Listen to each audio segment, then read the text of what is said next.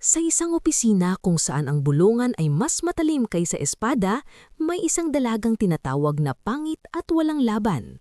Pero isang gabi, sa pinakabonggang party ng taon, bumukas ang pinto at pumpasok siya na parang rina.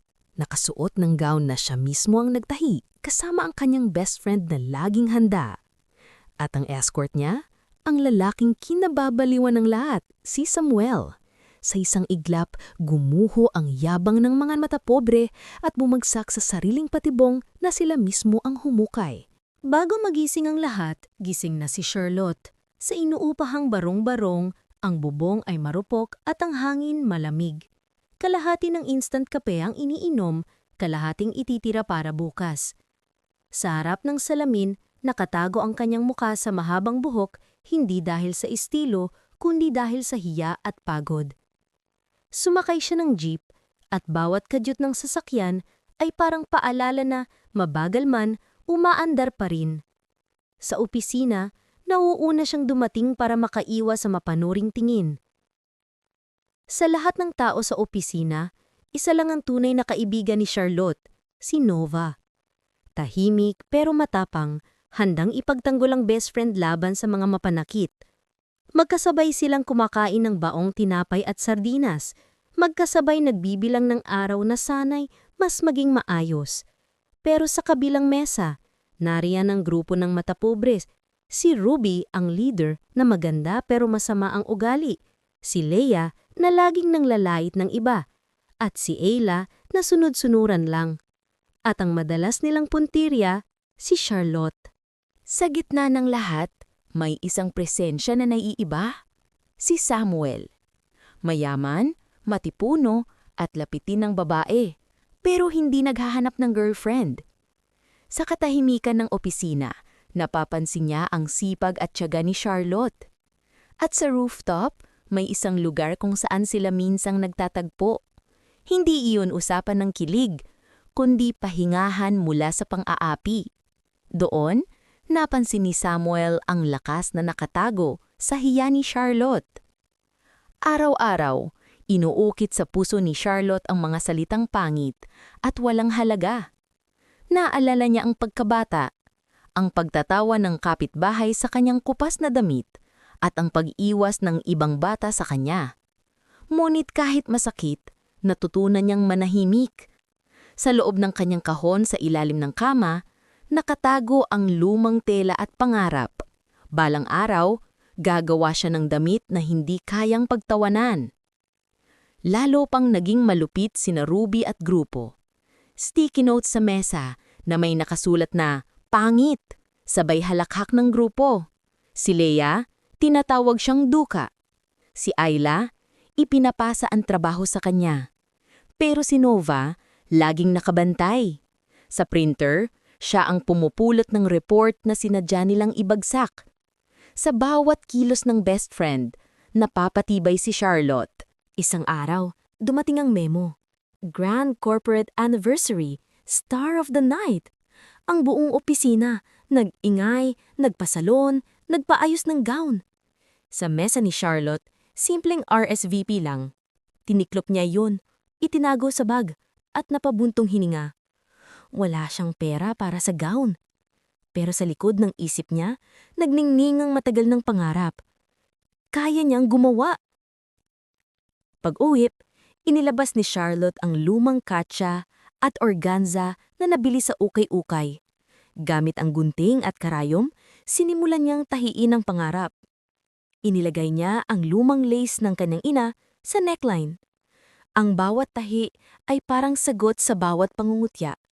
At habang ang iba'y nagpaplano ng kasayahan, siya'y tahimik na gumagawa ng sariling ganda. Habang nakatingin si Samuel mula sa malayo, napansin niyang hindi nagbago ang mukha ni Charlotte nang matanggap ang imbitasyon. Pero nagbago ang tibok ng kanyang kilos. Kaya't lihim siyang nagplano. Sa tulong ng HR at IT, nakalap niya ang mga ebidensya ng pang-aalipusta. CCTV clips, chat logs, sticky notes. Tahimik niyang hinanda ang patibong. Bawat gabi, ginugol ni Charlotte ang oras sa pagtatahi. Hinugot niya ang alaala ng kanyang ina, mahinhin, masipag, at marunong humabi ng tiwala sa sarili. Ang emerald gown ay nabuo. Simple, ngunit kumikislap sa ilaw ng buwan. Sa unang pagkakataon, tumingin siya sa salamin at hindi nagtatago. Sa umaga ng party, may dumating na kotseng hindi niya inaasahan. Doon nakasabit ang simpleng card na VIP entry. Sa loob, si Samuel. Hindi bilang tagapagligtas, kundi bilang kasama. Huminga si Charlotte, ngumiti at pinasya. Ngayong gabi, hindi siya magtatago. Sa hotel ballroom, naglaho ang ingay nang bumukas ang pinto. Pumasok si Charlotte sa emerald gown na siya mismo ang nagtahi. Ang buhok niya ay maayos na nakalugay, hindi na tinatakpan ng mukha. Sa kanyang braso, si Samuel, matikas at seryoso. Napatigil ang lahat, si Ruby natuyuan ng dila, si Leia hindi makapagsalita, si Ayla nagtakip ng bibig. Manghang-mangha ang lahat sa ganda ng gown ni Charlotte. Hindi makapaniwala ang tatlong nangaapi sa kanya. Hindi rin nila lubos maisip na napakaganda niya. Gulat na gulat sila. Hindi nila matanggap at lalo silang tinamaan ng inggit. Nakaisip na namang sila ng kalokohan na gagawin kay Charlotte. Habang lumalalim ang event, nagplano ang tatlo. Si Ayla, kinuha ang baso ng inumin para ibuhos sa gown. Si Ruby nag-utos ng larawan para gawing biro. Pero hindi nila alam, lahat ng kilos ay nakikita ng CCTV at bawat galaw ay nakarecord sa bodycam ni Samuel. Sa mismong sandali ng sabotahe, humarang si Nova. Pinilipit ang direksyon, itinulak ang mesa at walang tumama sa gown. Nabigo ang plano ng grupo. Sa halip na hiya, ang kanilang galaw ay naitala bilang ebidensya. Sa gitna ng awarding, biglang lumitaw sa LED screen ang simpleng mensaheng, "We value respect." Sunod-sunod na lumabas ang mga clip, sticky notes, chat logs, CCTV na may timestamp. Ang mga mukha ni na Ruby, Leia at Ayla ay malinaw, nabunyag ang lahat ng pang-aapi. Tumayo ang HR at ang host. Walang sigaw, walang drama. Tahimik na inanyayahan ng tatlo sa side room. Ang buong ballroom ay natutong manahimik. Ang palakpak ay bumuhos hindi sa kanilang ganda, kundi sa dangal na ipinaglalaban. Tinawag si Charlotte sa entablado bilang Star of the Night. Nanalo rin siya ng Best Gown of the Night. Lumakad siya ng walang takot. Ang emerald gown na sariling tahe ay naging simbolo ng kanyang lakas.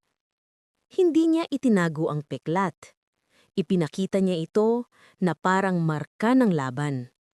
At doon, napatunayan. Hindi kailanman mapapantayan ng yaman ang tunay na tapang.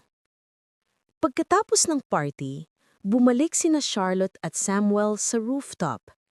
Sa ilalim ng mga bituin, hindi kailangan ang maraming salita. Ang kanilang tingin ay puno ng paggalang. Si Samuel, hindi ang prinsipe ng fairy tale, kundi isang kasama na handang magbantay. Si Charlotte, hindi prinsesang niligtas, kundi reyna sa sarili niyang paraan. Sa masayang masaya si Charlotte na minsan lang niya maranasan sa buong buhay niya. Hindi niya inakalaan na darating ang kasiyahan ng kanyang puso dahil siya ay puno ng pighati sa buhay, puro mabibigat na karanasan. Kinabukasan, malinaw ang pasya ng kumpanya. Suspension, training, at public apology para sa tatlo. Hindi ito hiya, kundi hustisya. No mercy para sa pang-aapi. At doon nagsimula ang bagong kultura sa opisina. Si Nova ay binigyan ng leadership training. Siya ay itinalaga na naging team leader. Si Samuel, patuloy na bantay ng tama. Si Charlotte, naging bahagi ng employee council at binigyan ng maliit na project budget para gumawa ng sustainable uniforms. At sa gabi, nag-enroll siya sa pattern-making course, bit-bit ang gunting at pangarap. Sa bawat umaga, bago sumakay ng jeep, ngumiti siya sa salamin. Hindi na para magtago, kundi para ipaalala sa sarili, kaya ko. Hindi pera, hindi ganda, kundi paninindigan at respeto sa sarili ang tunay na yaman. Ang tunay na ganda ay hindi sa mukha, kundi sa ugali. At ang pinakamalakas na ganti ay ang hustisyang may hangganan at ang paggalang sa sarili. Kung na-inspire kayo sa kwento ni Charlotte at naramdaman ang bawat emosyon sa kwentong ito, huwag kalimutang i-like ang video na ito. Mag-subscribe sa Pinoy Dream Stories para sa mas marami pang nakakaantig at nakaka-relate na kwento. At i-share ito sa inyong mga kaibigan at pamilya. I-comment din sa ibaba ang inyong mga saloobin. Anong aral ang tumatak sa inyo? Naranasan nyo na rin ba ang isang twist sa inyong buhay na nagpabago sa lahat? Magkita-kita tayo sa susunod na kwento. Maraming salamat sa pakikinig!